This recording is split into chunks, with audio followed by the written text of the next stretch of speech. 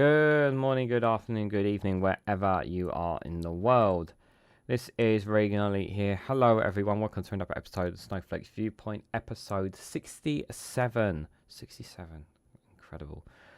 On the 12th of August 2024, 8 p.m. UK time. We are only live streaming it on YouTube. Again, it's not streaming on Twitch, and I'm really annoyed about it. I don't know what's wrong.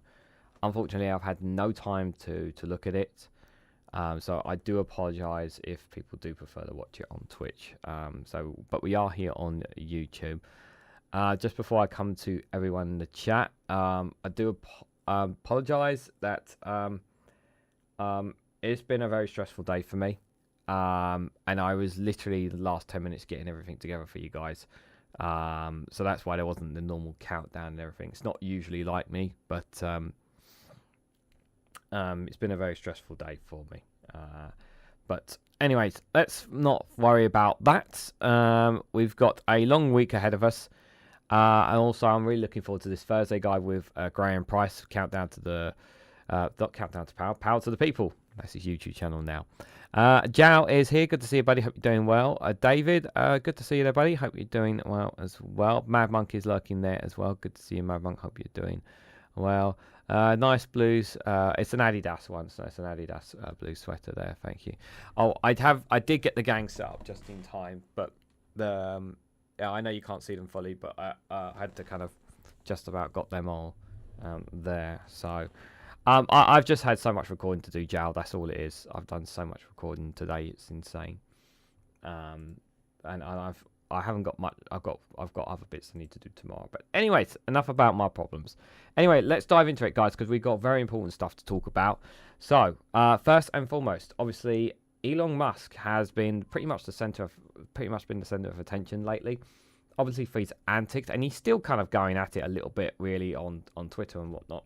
So I've actually got two stories on him. Good to see you, number 3. Hope you're doing well. So the first one I got here is from The Guardian. So Elon Musk should face arrest if he incited UK rioters, says ex-Twitter chief.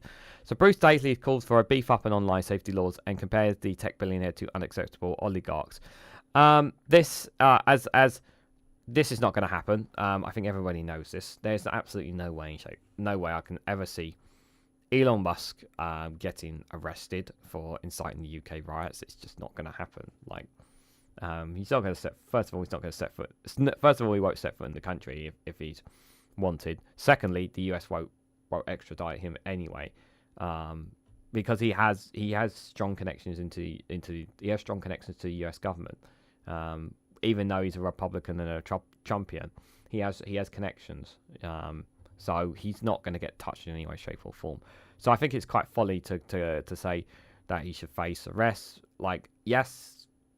Ideally under the law for one or two comments, like he has made comments that have not been helpful. Has he said enough yet to incite the riot? I don't know.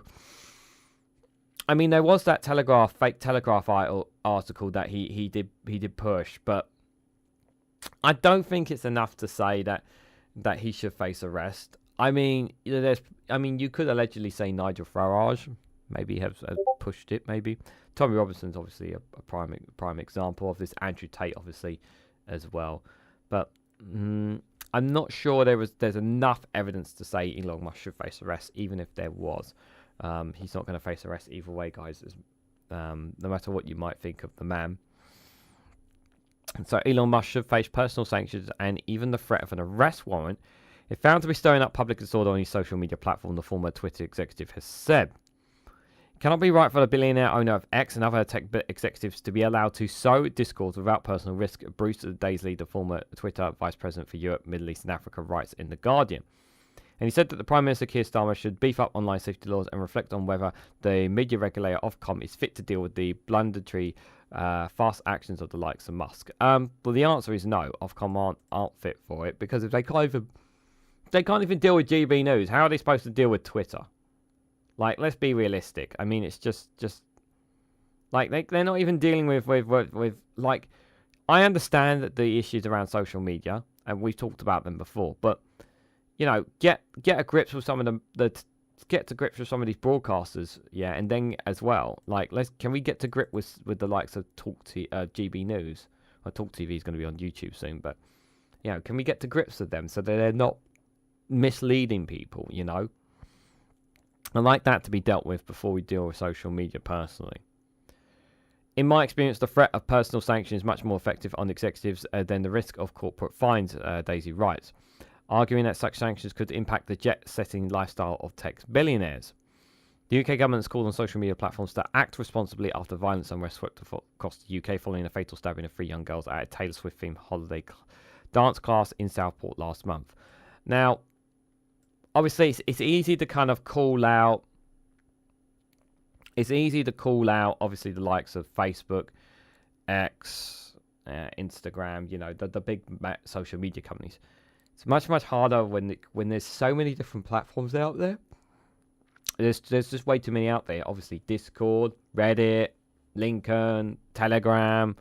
I mean, and I'm sure there's loads that I've probably never heard of that some people use as well. There's so many social medias out there, and it's just trying to enforce all of them to kind of go with these. Stephen Ball asks, where does this streamer live? I live in London. The Prime Minister has blamed social media companies for allowing the spread of false claims that the attacker was an asylum seeker, and police are increasingly going after those suspected of using online posts to incite violence. In one post, Musk wrote civil war is inevitable in the UK, and language that the Justice Minister Heidi Alexander described as unacceptable. Musk has called Starmer a two-tier king and a hypocrite over his approach to policing. Musk has also shared a false post suggesting Starmer was planning to set up a detainment camp in the Falkland Islands. A post he later deleted. Yeah, I actually can't believe he went down there. He actually fell for that. It was just a silly one, really. Like, yeah, he should. I don't know why he fell for that one. Yeah, and the two-tier king thing, like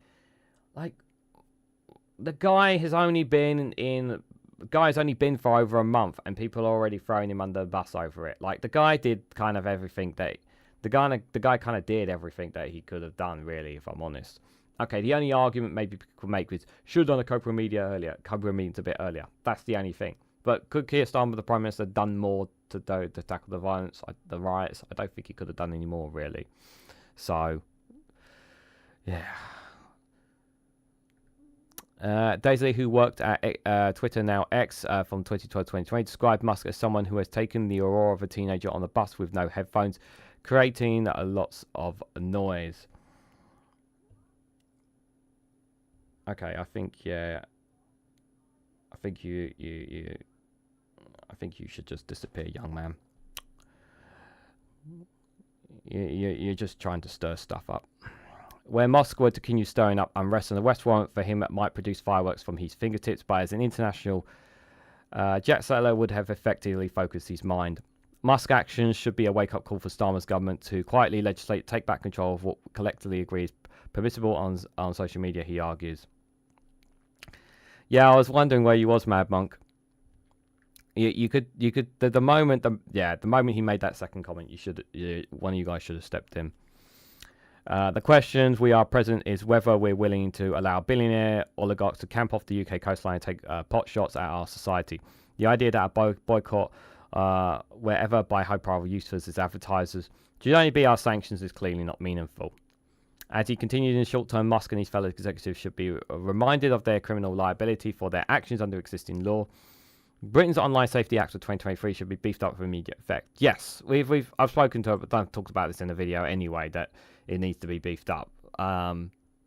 But again, it's like the thing is that the internet is a wild west, and there's only so much we can kind of control here. If you want to beef up online safety, it has to be. It's not just enough just to do it It's not just enough for the UK to have its own rules. It has to be on an international level.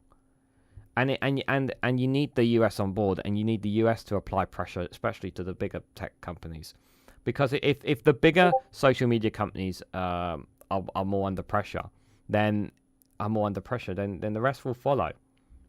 The rest will follow. International governments can pressure these social media companies. They really can. So, referring to X's algorithm, when he said Musk's own tweets, he writes, Musk must force these angry tweets to the top of your timeline. But the will of democratically elected government should mean more than the fury of the tech oligarch, even him. Ofcom should have the right to demand certain voices like Tommy Robinson are deplatformed, he argued. Yeah. Like, the thing is, we are not America. We don't have the same kind of, like, let's be clear here. I know he keeps going on about free speech, but we don't have the same free speech in America because we actually have boundaries. You know, if you can't just, there are certain things you just can't say.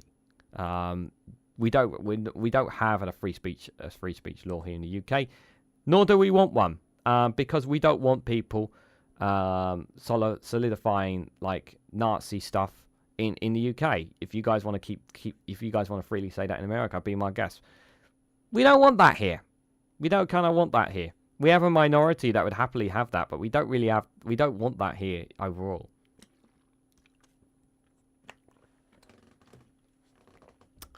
Yeah, and that's the thing. And the problem is X is such a big platform. I mean, I don't know. Like, I know a lot of people switch from X to Threads and other social medias, but X is yes, for all the toxicity, it's still where a lot of people get their information. Hell, the Snowflake Watch live stream is pretty much all off on X anyway. Despite he attempts to position free speech as a philosophical conviction, that the reason for its popularity among tech firms is pure and simple: it is cheap. The approach taken by tech firms is less than about deeply held principles and more about money, as evidenced by growing support for Trump in the San Francisco venture capital community. We hesitate from labeling tech billionaires and oligarchs because the likes of Bill Gates, Mark Zuckerberg, and Jack Dorsey wielded their political power gently. Asking oligarchs to be accountable for what their platforms permit is straightforward and entirely possible. Yeah, it is possible. It's just about getting if you can apply the same pressures to on an international scale with multiple companies, governments working together, then yes, you can kind of apply the pressure. Because the problem is that these social media companies have too much power.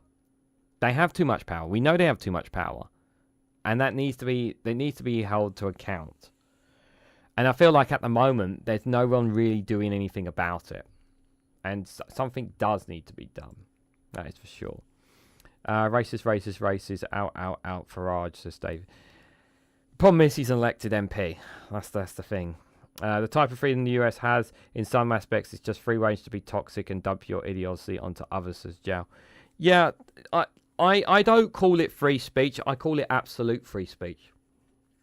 The terminology I call it is absolute free speech, where you can say anything without any repercussions. I do think we have free speech, but we have boundaries. That's the difference. And I believe all free speech should have boundaries, whereas they have absolute free speech, where they're willing to they can say anything they want without any repercussions. And I don't think that's right. I don't personally agree with that, but that's the American thing. So, yeah.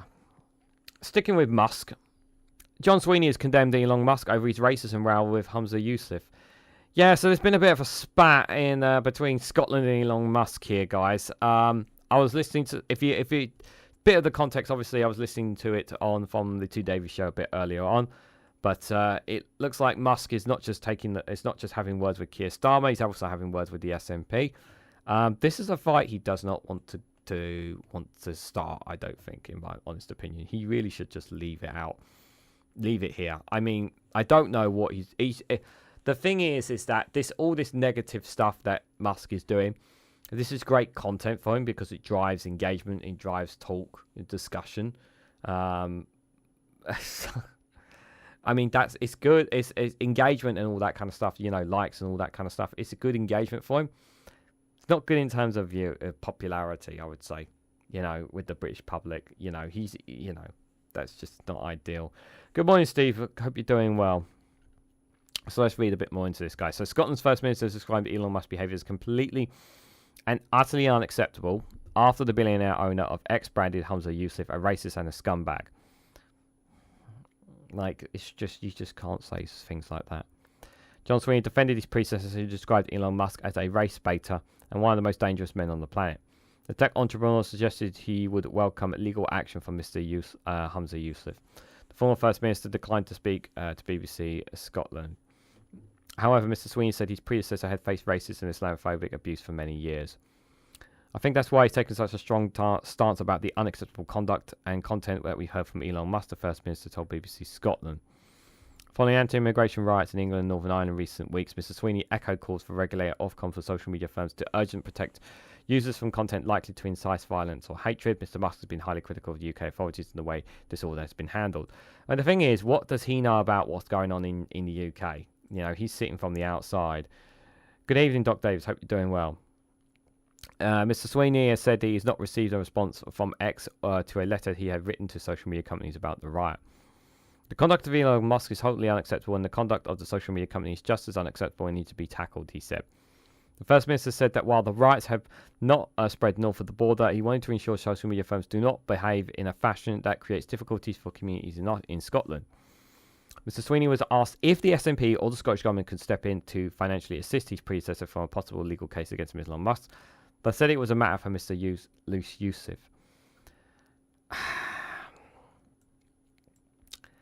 I just don't think this is a case worth fighting, and I personally don't think it's a case worth fighting.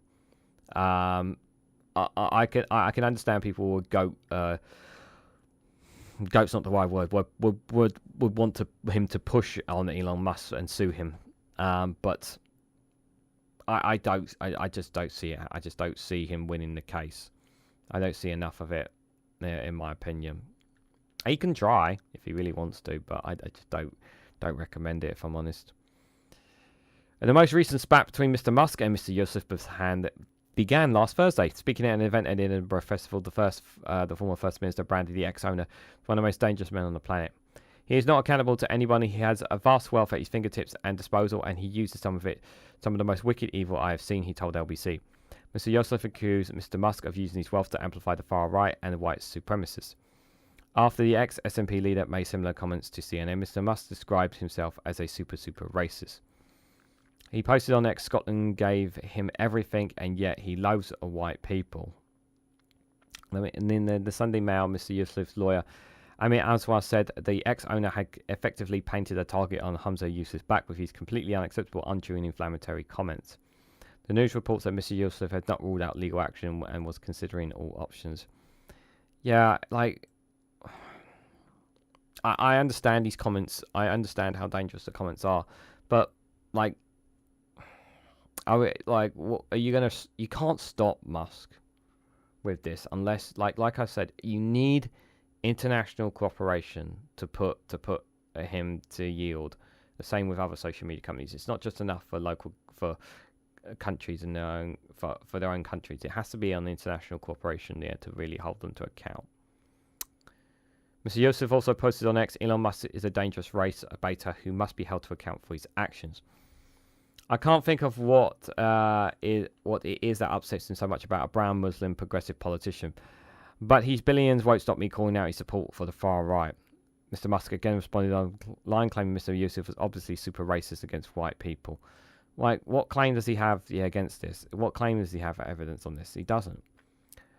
I dare that scumbag to sue me, he said. Go ahead, make my day. Mr. Musk added legal discovery will show, however big a racist has been in public communications, he's vastly worse in private communications.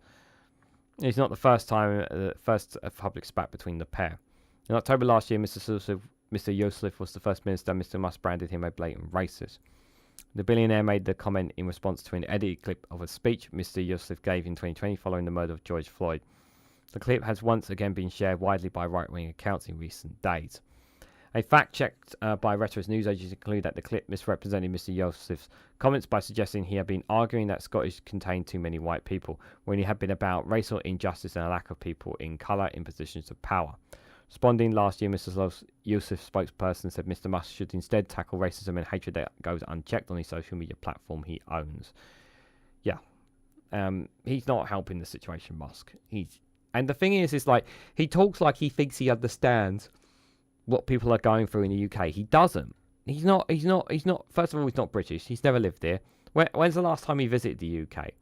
You know, does he spend time in the UK? Does he talk to the people in the UK, or does he just hide behind his Twitter box? Yeah, it's responding. Like, you know, he's taking what he hears from very few selective people about the UK's position. He's assuming things about what's happening in the UK. He doesn't know. He doesn't live here. How would he know? He's just making ridiculous comments, guys. He shouldn't be doing them at all. What are you guys saying in the chat? Farage is evil on Earth, says David. Yeah. You are a nice guy, number 3. Make more videos. Yeah, number 3. Why aren't you making more videos? Everyone's saying hello to Doc Davis. Why do people insist on insulting others? What a waste of time. Because it creates conversation. It creates algorithm. It gets people talking. Ciao. Especially on X and other social medias. It creates talking. Theoretically, any person on Twitter or any other platforms could be automatically censored by a government, but it would be controversial, says number 3. Yeah, it would be. But yeah, but I think it's just like if you can subdue the bigger social media companies, the rest will follow, because it would mean that maybe I should think twice, you know, sort of thing. Just a suggestion, anyway. But yeah, I'm just going to be regurgitating the same things that I've said anyway. But let's not talk about Elon Musk anymore. I think I've had enough of talking about him. Let's talk about someone that we don't want to talk about. The former Prime Minister Boris Johnson sounded out about a Telegraph role. What's this all about, you say? So Boris Johnson has been courted about the role as a Telegraph global editor-in-chief by Nadine Zawari, who he appointed as Chancellor before his end of ill-fated premiership. Sky News says, look. So, you know, this guy has a column for the Daily Mail. So he'd been courted about his role as a Telegraph global editor-in-chief as a chief. Like, why can't this guy just go away? Why we still have to listen to him? Why are we still talking about him? Just annoying. I just wish this guy would just. Why we can't flush the turd down the toilet? I don't know. You every time you try and flush it, it just keeps coming back up. That's what it is with him, man. He's not. He is unfortunately still popular, which is very frustrating to say the least, guys. He is still popular, unfortunately.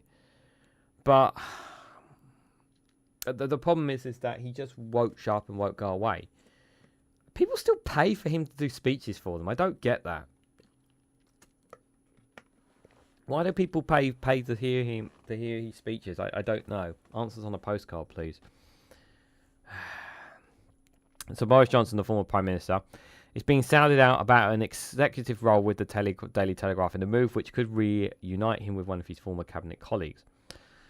So, Sky News has learned that Mr. Johnson has held preliminary informal talks with Nadine Zawari about the possible job with the right-leaning newspaper publisher if an offer is being assembled by the former Chancellor is successful.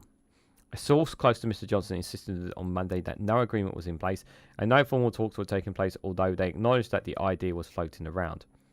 However, people involved in the Telegraph bidding process said that Mr. Zawari had raised the idea of Mr. Johnson becoming the Telegraph global editor-in-chief with prospective investors in his bid. Mr. Johnson, who now writes a column for the Daily Mail, previously worked for the Telegraph, both as a correspondent in Brussels and more recently as a highly paid columnist. He still holds the Telegraph in high affection, said a person close to the former PM.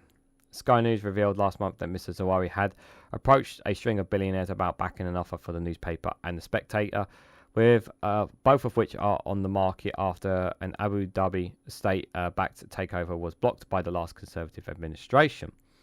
The former Chancellor is negotiating directly with a Gulf-based IMI, which owns the majority of Redbird IMI. The vehicle is now overseeing the formal auction process. One person close to him said that his offer was now fully financed, although further details of his backers or the chances of him lodging a successful bid were unclear. Spokesperson for Mr. Johnson declined to comment, while Mr. Zawari could not be reached for comment. Because they don't want to talk about it, do they? That's the problem. The emergence of Mr. Johnson's possible involvement in the future of the Telegraph comes as Redbird IMI reduces the number of parties participating in the auction. Last week, Sky News revealed that Lord Saatchi, if I mispronounced that right. The former advertising mogul had accused Redbird IMI of overpaying the right to own the title after his £350 million offer for it was rejected. Lord Saatchi and his bidding partner, Lady Len Foster de Rothschild, I think I said that right, were informed of their decision not to proceed with their offer by Rain Groups and Robbie Rolshaw, the bankers handling the Telegraph auction. Medelius, the Belgian publisher, has also not made it through. Redbird IMI's attempts to take the ownership of the Telegraph's title and the Spectator was thwarted by the last Conservative government's decision to change media law to prevent a foreign state exerting influence over national newspapers. Sir Paul Marshall, the hedge fund tycoon, now the frontrunner to acquire the Spectator, one of Britain's most influential political magazines. Natural World, the London listed vehicle headed by industry veteran David Montgomery, remains involved in the process, while the Telegraph itself reported at the weekend that Sir Paul was still in contention to buy the newspaper after weeks of doubt about whether he would bid for them on a standalone basis. Lord Rothermere, the Daily Mail proprietor, pulled out of the bidding early in the summer amid concerns that it would be blocked on competition grounds. The fate of the Telegraph, historically with a staunch Conservative Party backer, has now been up in the air for more than a year. Lloyds Banking Group, the UK's biggest high street lender, seized control of its parent company after the Barclays family fell behind on debt repayments. The family had owned the Telegraph for nearly 20 years but had seen a number of assets falling into financial trouble. Barclays continued to control Very Group's, the online retailer, which IMI has also extended financing to that business.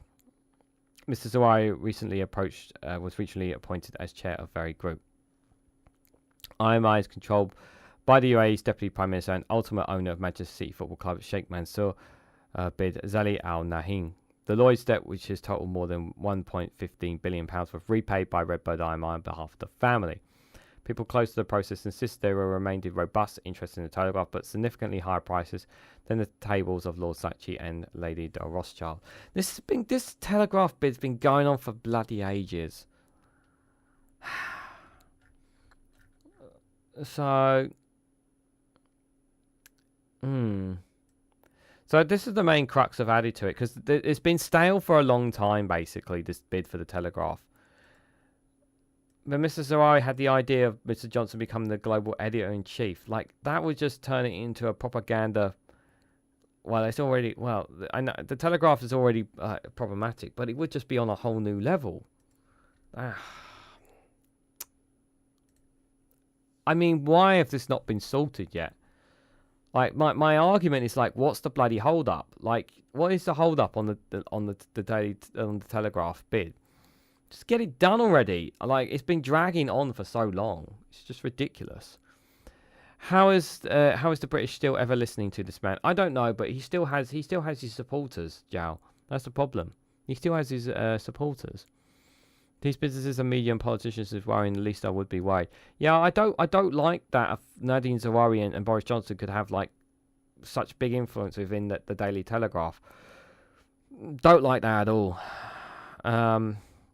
Boris again, another pregnant woman, says Jow. No, unfortunately, it's not that. It was not that, I'm afraid. But yeah, let's move on from him. So before I drop before we have a funny video, guys, I've got this one here for you. It's an exclusive from the Eye here. More about what polling is saying. Like take polls with a pinch of salt, I always say, guys, but it's an exclusive from the Eye. None of the above voters lack faith in any of the Tory leadership hopefuls. The two frontrunners, Kemi Badenoch and Robert Jenrick, go unrecognised by a majority of the public, according to the new BMG poll. So voters do not appear enthusiastic by any of the Conservative leadership candidates, apparently. So these are obviously the 6 candidates that are running to be the next Conservative leader. And, well, the problem is, well, first of all, Kemi Badenoch, like, she was MIA throughout the whole UK riots. She did tweet about stuff, but she never tweeted about the riots itself, said any kind of condemnation or anything, or said, did she even, I don't even think she tweeted, like, her heart goes out to those who lost their lives at Southport. I could be wrong on that, but I don't think she tweeted about that either. So she shows no leadership because, you know, even in opposition, you need to show some leadership, even if you're not in government. Like, she's shown that she's a coward. So her being a leader would be absolutely devastating for the Conservative Party, unless they want to get their backsides kicked at the next general election, which is likely to the others. Robert Jenrick has been. I don't like Robert Jenrick, but he's been out doing the media. He's been having conversations. You don't have to agree with him, but his head is out there, and I think he's more favourable than Kemi. That's for sure. Mel Stride, I don't pay much attention to Mel Stride, but he's a popular one among some Conservatives because obviously he's a staunch defender. He's actually a staunch defender. He was getting his backside walloped time and time again to the Conservatives under Rishi Sunak when he was Prime Minister. So he does have that credentials there to him. James Cleverly, why? Don't know why anyone would consider him as a leadership material, but there you go. Tom Tugendhat, he shot himself in the foot the moment he's just he's probably the closest to being any kind of centre for the Conservatives, but the problem is that he's been saying the wrong things lately. So he's not going in the right way. And Priti Patel is the dark horse for me out of all the candidates. Yes, of course, there is the bullying that she's been doing allegedly. But one of the things that I've said about Priti Patel, which is a bit of a contrast to most of the other ones, is that while she has been quiet, she has been quiet for most of the Conservative campaign. Hello, Chris Fisher. Good evening, and as the kid, good to see you both, and Verti there. Hope you guys are all doing well. While Priti Patel was not that. She was very much helping out a lot of the Conservatives in other constituencies during the election campaign, and she attacked Nigel Farage and stood her ground, and she was very outspoken during these London riots. She was outspoken, and that's what a strong leader does. Don't have to agree with her. Don't agree with her policies. But if anyone actually, if I have to pick someone out of those six, it would be her, because she has a bit more level-headed, shall we say. But obviously, the fact that she's a bit of a bully is very problematic to her. Reg, good to see you there. I hope you're doing well.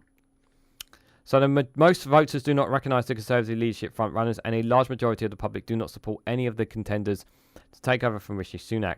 So James Cleverly and Dame Priti Patel are the only candidates whose names are widely recognised according to the BMG research poll for I. Kemi Bakanock and Robert Jenrick, the two favourites in the race, are familiar names to fewer than half the voters, with Tom Tugendhat and Mel Stride also relatively little known, the survey found. Asked who they would like to see win the leadership election finishing in November, 2/3 of the public say they do not know or had no preference, suggesting most voters are not engaging with the process. Even among Conservative voters, almost half declined to name a preferred candidate from the six contenders. Mr. Cleverly, the former Home Secretary and Foreign Secretary, came out on top among Tories with 15% of the votes, and ex-Security Minister Mr. Tom Tugendhat was second on 12%. No other candidate attracted as much as 10% support from the Conservative backers. Tells you a lot, doesn't it? Among voters as a whole, the most popular candidate was Mr. Cleverly with 88%, with 61% saying they had heard of him, behind only Dame Priti on 82%, a name recognised. It's not good when they only... Yeah, Priti Patel is a Dame, number 3, yeah. 49% of Mrs.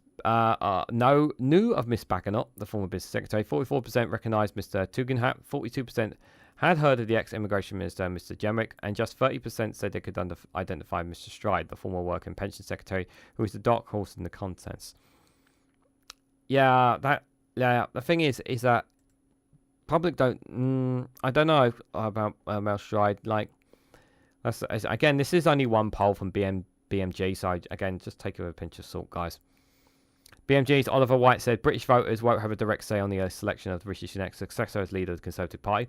That decision will ultimately rest with the Conservative MPs and members. For those within the party looking to draw lessons on who might be the best place to win back broader public support, our polling offers few clear answers. Unlike some previous Conservative leadership contests with clear front runners in terms of public popularity, this race appears wide open. It's wide open because nobody's really interested in it, really. They just don't have. They're boring, just like Keir Starmer. I think that's the best way to describe it. Kimmy Baconot's not boring. She's just annoying, I think is a good way to describe her. The word boring comes to mind when you think of some of the conservative politicians. You don't have someone a bit of a crazy, like people like some. Unfortunately, some people like politicians who are also entertainers. Hence why Boris Johnson is. If you compared the polling of Boris Johnson to some of these candidates, don't be surprised if Boris Johnson rules out more favourably than all of them. Don't have to agree with it, guys, but I just think that's the case. So, while some politicians are slightly more popular than others, James cleverly emerged as a marginal favourite among both the general public and Conservative voters. While Pretty Patel finds a flavour among Reform UK supporters, there is little to suggest a consensus on who is best suited to lead the party forward. Poll members on the website Conservative Home last week found that Miss Bagonot is the favourite among activists with the support of 38%, followed by Mr Jeremic on 19%. Members will choose from a short list of 2 candidates in October after a series of votes by MPs starting next month, whittled down to a list of 6. Mr Cleverly has won the endorsement of Ruth Davison, the former leader of the Scottish Tories, who wrote in the Sunday Times, as leader I will keep the Conservative Party a broad church, knowing where success lies. Meanwhile, Mr Stride denied that he is a rank outsider for the leadership, comparing his campaign to David Cameron in 2005 and telling GB News, "This is a long race and I'm coming up the rails." Okay. BMG also asked voters whether they would support a merger between the Tories and Reform UK. Around 1/3 of Conservative voters and 2/5 of Reform backers said they would approve such a move, but this is down. But that is down from during the election campaign, where almost half the groups backed a merger. So BMG Research interviewed a representative sample of 1,523 GB adults online between 5th and 7th of August 2024. BMGs are members of the British Polling Council and abide by their rules. So just for reference there on this polling there. It's just a snippet of a couple of people. Like, that's the best way to take it with a pinch of salt. I don't think there's a lot to read into it, but I do think it's obviously interesting to think that people think Robert Jenrick is a good one. For me, I'm still sticking with Priti Patel out of all of them. But it's just a case of whether, are the members going to back her? That's the question. Are the members going to back her? And I honestly just don't know, guys. Let's just have a look in the chat. Sounds like a big poll from BNP plus P, says said Chris Fisher there. Yeah, I often speak my mind, but I'm not popular, says number 3. Only Trey Patel can win a racist. Only thing Patel can win is a racist competition, says Chris Fisher. It's true, I'm afraid. Yeah, probably true. People tell me I'm like Farage because he speaks his mind. It's an issue thing. He has his mind. The narrative is his free speech. Is yeah, that's true, Chris. It's true. We are in the mountains, so I'm not collecting. They select places so they think plants some poo to grow bigger, says Vertigo. Okay, thanks for that comment. Lindsay Hoyle wants Parliament to be entertaining. That's fine, but not at the expense of doing the job. Yes, that's how. Yeah, we don't want do your jobs. Who cares about entertainment? You're there to do a job at the end of the day. That's the thing. Alistair Keir, thank you so much for the 5 gifted memberships. Mellow Maggot, Rachel, Andrew Peacock, Mad Monk 33, and Joe Lefty were all gifted memberships. Thank you, Alistair Keir, for your support. I really appreciate your support. You've been such a big supporter of this channel, and I really, really appreciate it, my friend. Thank you. It's very generous of you. Americans tend to acknowledge donations, which may be a good idea, says number 3. So, guys, I'm going to take a little break from this. Thanks again, Alistair Keir, for the memberships. I appreciate that. I think I don't know if I've shared this with you guys before, but well, I hope you enjoyed this funny one. I had to dig a bit. I had to find this on X for you guys. So I hope you guys enjoyed this funny video here. I can't remember if I played this or not, but I hope you guys enjoy this one here. It's well, just gonna play it and let it speak for itself. I'm Robbie Tomlinson, and for too long the far right have been silenced, when actually we're the good guys. Oh, you got a bit of... What? We should be allowed to riot over completely false information. But if you won't let us, we'll do it our own way. With the EDL Olympics. A safe space to be a national disgrace. Includes discriminastics, where instead of doing somersaults, we commit them. Here he goes now with the front, flipping immigrants straight into the high, kicking off at a peaceful vigil, ends with the taking our country back flip. Oh, he's done it! Both hands in the air, it's usually just the one. Long jump to racist conclusions. Right, just read a couple of Islamophobic tweets, reposted some misinformation. Benice has just posted a false picture of the suspect on Facebook. He thinks he has enough to make an assumption. He's a Muslim refugee who arrived here on a small dinghy. None of that is true, but it's a new world record. 7 seconds to form an opinion. The only reliable source this man has ever used is mayonnaise. And finally, shot putting your country to shame. Grab a brick and lob it at things designed to promote peace. Right, now he's hit the police officer, that's 10 points. Oh, nice, place of worship, another 10. Oh no, he's misfired that one. Oh, straight in the Ronnie Pickering. That's going to require a foreign-born NHS doctor. Bloody immigrants coming here, healing our knobs. The EDL Olympics. Let's show the world just how great in Britain is. Oh dear, oh dear, oh dear. Oh, great TikTok clip. Oh, I hope you guys enjoyed that one. Guys. Just before I go to the next article, if you haven't already, please hit the like button, guys. It'd be greatly appreciated. Share this across social media so others are notified of this video. If you haven't subscribed already, please consider subscribing. It really does help support the channel. Help me get to 2,000 subscribers by the end of the year. That is the goal. We are more than halfway there, but obviously every subscriber really does help me get closer to that. So, and guys, if you want to financially support me, you can do so by leaving a super chat or gifting any memberships, like Alistair Keir has been generous to do so. Any of that really does help me. Just so you guys know, I get no money off. I don't monetize any of my live streams. So any financial support is always greatly appreciated from them. Being a YouTube member, just a 99p or $2.99 membership obviously makes a big difference. But if you can't financially support me, best way to do so is hitting the like button, sharing across social media, subscribing, watching my videos a bit longer, doing all that stuff supports as well. So thank you to everyone and anyone who does so. It's greatly appreciated. So, I don't like this one from Labour. This was quite an interesting one I saw, guys. So this is from The Independent. So, oh, wait a minute. Where's my, hold on, camera would be helpful. Bloop, there we go. So, U-turn on Cabinet Minister's claims rioters will not be freed early. So, Business Secretary Jonathan Reynolds says those caught up in recent violence would not be included in the government's release scheme. But a government source later said he had misspoke. So, what does this mean, guys? So, basically, what they're saying is that some of the rioters could be freed early. Now, I'm going to go out on a bit of a stretch here on some things here. Now, it depends what they have done, what they have said, what they incentivized, what they have caused. Now, if this is a rioter that, let's say, attacked a police officer or set something on fire, then they should not be allowed out early. But if it is someone that perhaps got a little bit argy-bargy maybe with police, maybe not assaulted them, but maybe verbal abuse or whatnot, maybe they could be let out early. I'm just speculating. I don't know who could be let out early and not.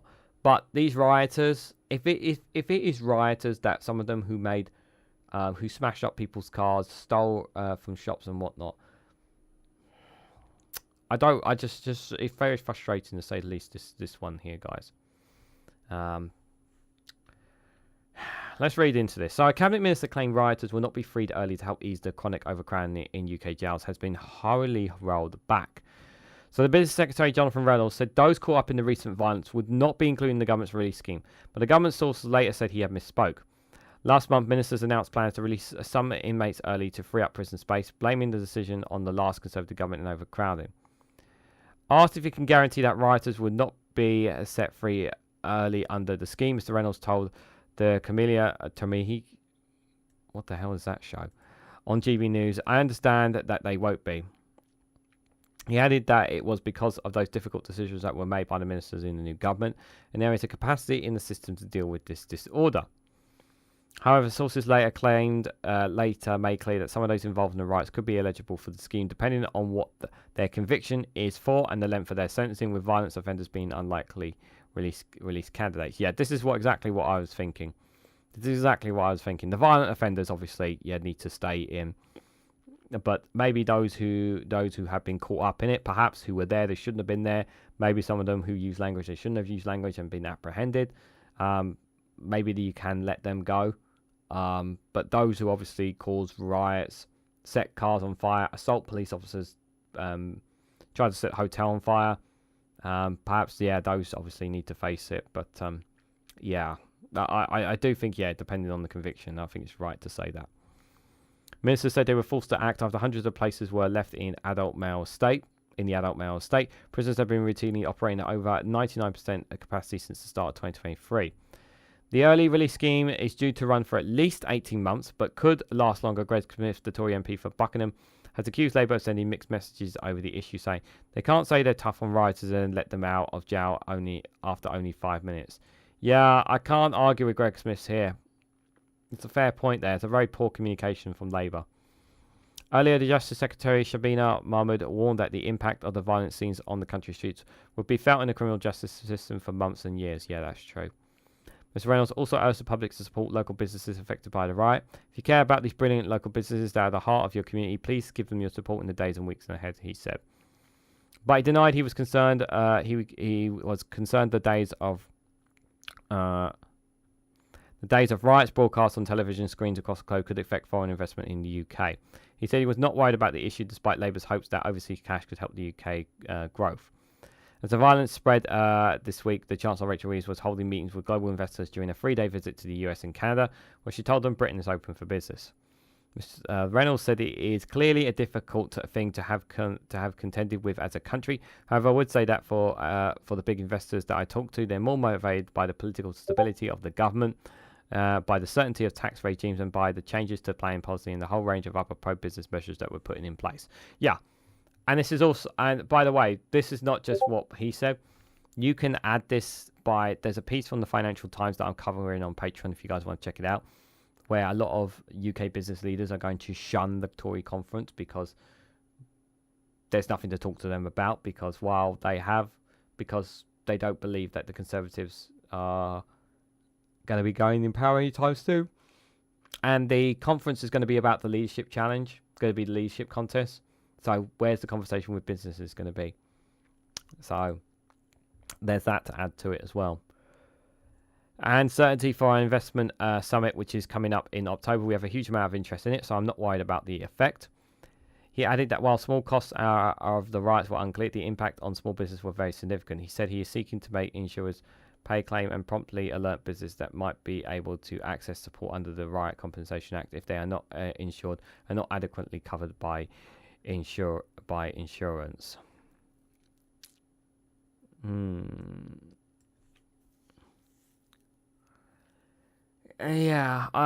insurance should be should cover for I hope insurance companies do cover for some of these businesses and whatnots that have lost everything as a result of these riots. I hope so.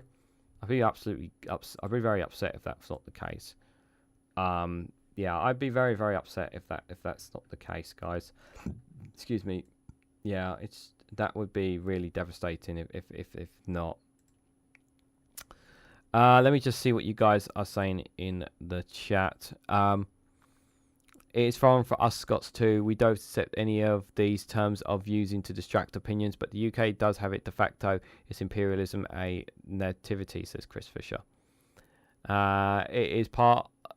Jal says this is a part of British politics, one that is really alien to us. Here, there is one voice speaking for the government, all other voices are kept quiet. Jal also says, how can I trust my government if they do not speak in a single voice? He says to Chris Fisher. Alistair Kidd, thank you so much for the £5 super chat. Labour are to bring in new laws for social media, so you can't arrange protests. That is the indie movement breaking the law. Yeah, the problem is that they won't allow independent. The thing is that they won't allow Scotland to have an independent broadcaster.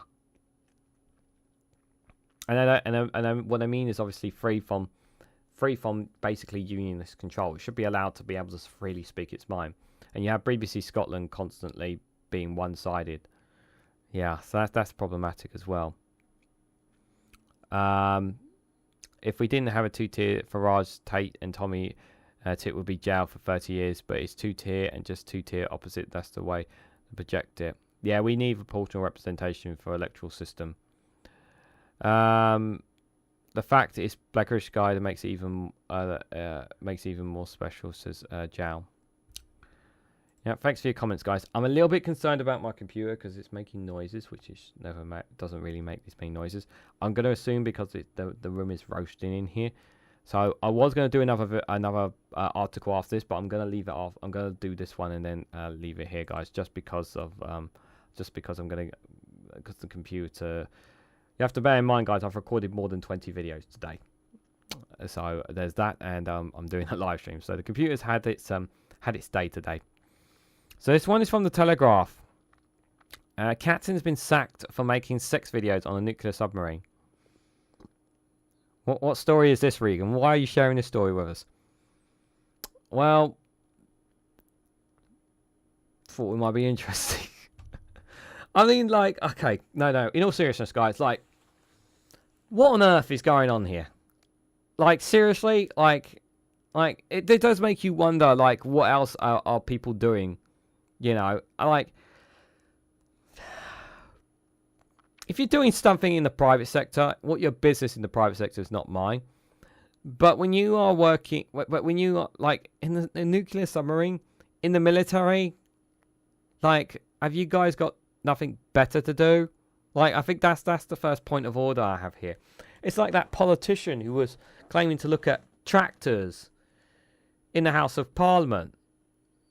I mean, like, just what is the matter with people? The officer reported to have an OBE shared the footage with a junior sailor with whom he alleged to have a physical relationship. So it's even better, guys. The officer has an OBE as well. Oh, Christ almighty. And my phone is dying too. No, 20%. Alright, nuclear submarine captain has been sacked after making a sexually explicit video. When he made the video, the officer was in command of a Vanguard class nuclear submarine armed with a Trident II weapons. The captain, who was fired after his superiors saw the footage, has shared it with a junior sailor who served aboard the same submarine. According to the Scum, crewmates claimed the pair had a physical relationship while the submarine was at sea. The officer, whose identity has not been revealed, but who, according to the Scum, was awarded an OBE for his work, was also accused of sending explicit cell feeds. Some guys just cannot control themselves downstairs, can they? He had moved to a desk job when the footage and photographs were revealed and was sacked under the Ministry of Defence's zero-tolerance approach to unacceptable sexual behaviour.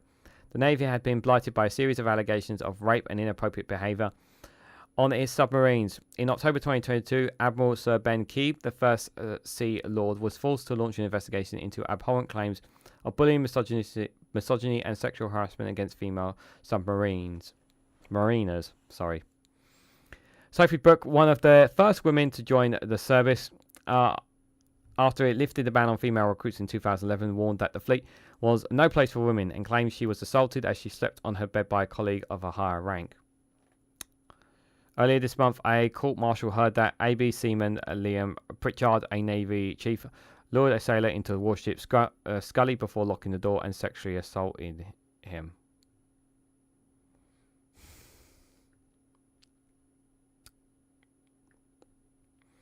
Defence sources said the welfare of military personnel was its highest priority, and its dread reporting mechanisms have improved to allow personnel to feel safe and supported where raising issues. A Royal Navy spokesperson said it was inappropriate to comment on the case due to Common Law and Data Protection Act. The source added, all forms of unacceptable behaviour taken extremely seriously. Anything which falls short of the high standard will not be tolerated. Anyone who is found culpable will be held accountable for their actions regardless of their rank or status. Sounds Israeli, says Chris Fisher. Yeah, you saw that video on Rumble today, did you? Yeah. That's really bad. Yeah, it's pretty like, I know it's an article from the Telegraph, guys, but let's be serious here for a second, yeah. Let's be serious. Like, we still have a problem when it comes to people. We have this same problem in the police force, and not enough. Like I would say even people of color, whether you're that, I would say it's obviously a lot better, but women in the armed forces still get treated like crap because they're women, and it's difficult. And there are generally women out there who want to serve their country and want to do it right, but there are still some people, and when you see a picture of an old captain like that, it's just like still got those old, still thinking of women indifferently, allegedly, and it needs to change. I know that there is a bit of a culture problem in the military. I have heard some stories that there are a bit of culture problem in the military, in the army. This needs to be addressed. And we need obviously, we want female recruits or those who are women in the armed forces to climb the ranks, so that if there is a commander that is a female, it could obviously really help. I think it really help really drive this narrative of always boys and their toys and this mindset that of how they feel indifferently to women being a part of the group and whatnot. That culture needs to change. It needs to change. And it needs to change quickly. Whether they'll get on top of it, I don't know, but it is a problematic one anyway.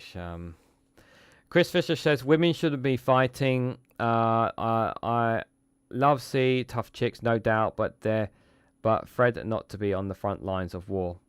I understand that. I respect that comment, Chris. I understand how you feel about that men should always be standing at the front line, defending countries and whatnot. I understand that. I understand that premise. But I also think if women want to be on that front line, if it's their choice to do so, let them. I think it should be. If women don't want to be there, then they don't have to be there. I think it should be entirely their choice if they want to be on that line. If they want to be there, let them be there. I know, obviously, we shared clips, I think, on the Snowflake conflict 2 weeks ago. There was Ukrainian women women soldiers going to war, you know. So, but I totally understand that point of view of how you feel about it, because yeah, it doesn't make me feel comfortable about it, but at the same time, it's like it's their choice. That's how I feel. If they want to go to war, if they want to be on the front line, let them. That's what I would say anyway. Let's read some of your comments before I go to yeah, funny video there. Before we go to another funny video. Being gay and sergeant in the Finnish army, I find that not approved. When you are higher rank, you need to protect your people, not exploit them. Yeah, I understand that. When in history did QC female soldiers until now? We're so enlightened, we make women fight. I'm confused by it. My position is that if they want to fight, then they should be allowed to. But if they don't want to fight, then let them. For me, it's about choice.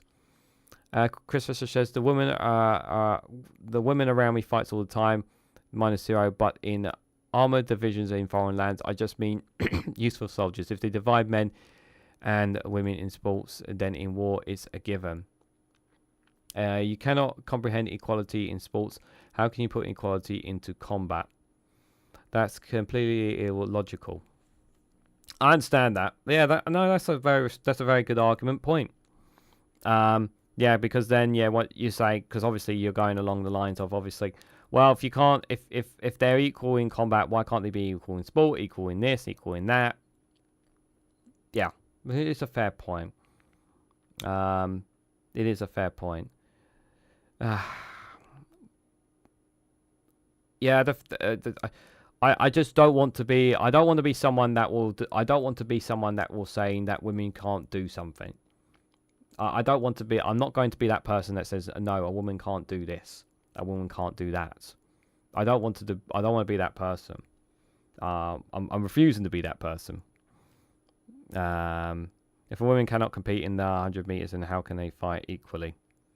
Again, I understand that, Chris, but I'm not going to be a one to say that a woman should not be able to choose what they want to do. Women need to have conscription too. They need to have the skills to protect themselves. We've seen it in Ukraine, what Russians do with civilian people. I know you're not saying that, Chris. That's not why. I know you're not saying that. I made a complete U-turn with this, says 30. No, it's perfectly logical. You're absolutely right, Chris. And I appreciate your comments. I really do. So, guys, before I get roasted in here, and believe it or not, guys, I haven't even had dinner because I've been so many things going on. So, I'm gonna play a funny video for you guys before we see ourselves out. I hope you guys enjoy this funny video.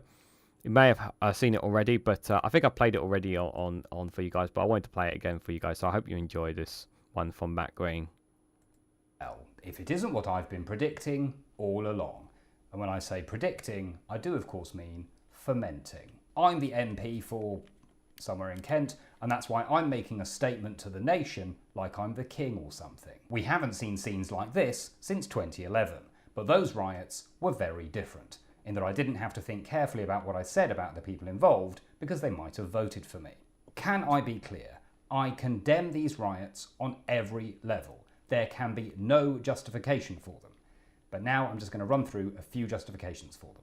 In amongst all this violence, I think we've lost track of the real victim here. Me. I'm being accused of orchestrating these riots.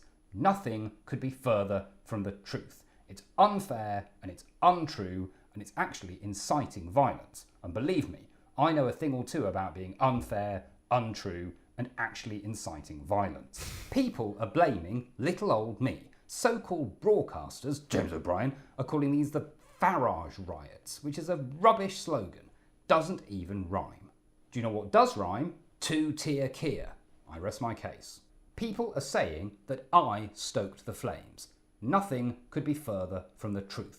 All I was doing was asking questions. Questions like, is the truth being withheld from us? Does having a lot of followers on X make you a reliable source? And how can I insert myself into a tragedy and make it all about me? Let me be clear, there was serious fault on all sides. But as a friend of mine once said, there were also very fine people on both sides. I am a Democrat, although not in that way. Donald, if you're watching this, get someone to explain that to you. I believe in democracy. I believe in peace, which is why I said that if Brexit wasn't delivered, I'd put on khaki and pick up a rifle. I was, of course, joking then, but I'm not joking now. Or am I? I love our system, but Sir Keir Starmer has to remember that he only won a massive majority because of our system. So, it has to change peacefully. But if it doesn't change peacefully, then I will be forced to put on some khaki and pick up a rifle. Again, I'm joking. Or am I? Because if we're not careful, then we're going to turn into France. And nobody wants that. I mean, over there they eat frogs instead of electing them.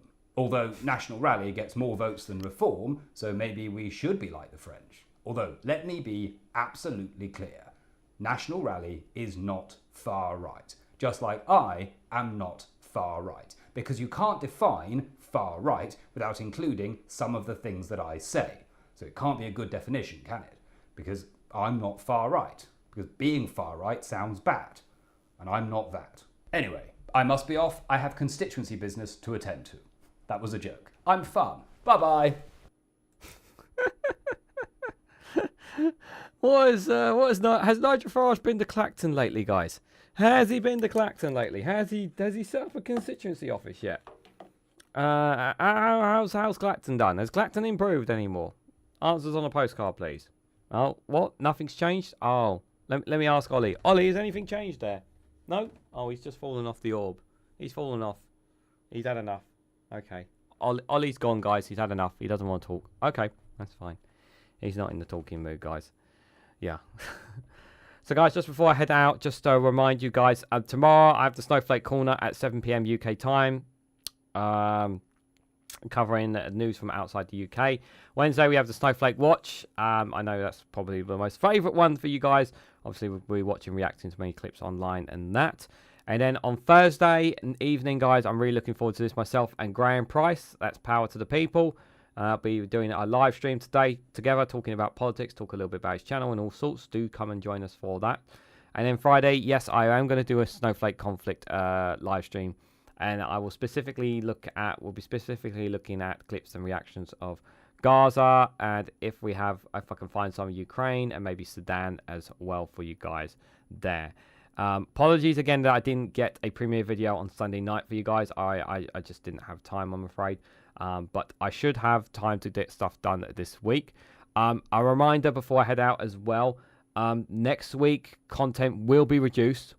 There will be I will be moving. There will not be 5 live streams next week. It'll be very much significantly reduced in terms of live streams. There will be content. It'll just be, it'll either be premiere videos or live streams or whatnot. Be switched around here and there. But I will let you guys know on Monday, the following Monday morning on the post, exactly what's coming out here and there and everything. But I just want to say thank you guys for all your comments. Thank you, Alistair Keir, for your super chats. For your super chat and your gifted memberships. I really appreciate it. Thank you to everyone for all your comments and contributions to the chat. I really appreciate all your feedback and the discussion that we've been having there as well. I really appreciate it. It's great. It's great stuff, guys. I really do appreciate. I really appreciate you guys giving your time to watch these live streams, guys. I really do appreciate it. I'm not going to sleep, David. I've got dinner to eat, and it's 9 o'clock here. Time for a wee holiday. Yeah, I've got one coming up, believe it or not. But yeah, guys, leave your feedback and comments down below what you guys thought of the live stream. Let me know some of your additional comments, what you thought about some of the topics that we discussed tonight. Do let me know. And yeah, again, I'll be back tomorrow, guys, 7 p.m. if you guys want to come and hang out with me before Max goes live with his live stream. But if not, then I'll catch you whenever I catch you guys. But before you head out, just one more reminder for you guys. If you haven't already, please hit the like button. We greatly appreciate it. Share it across social media so others are notified of this video or this live stream. And subscribe if you can, because it really does help support the channel. And if you want to go one step further, financially support me and the work that I do here, you can do so by becoming a YouTube member for as little as 99p. Or join me on Rumble or Patreon for exclusive content on those platforms. So thank you all so much for watching, and I hope to catch you all very, very soon.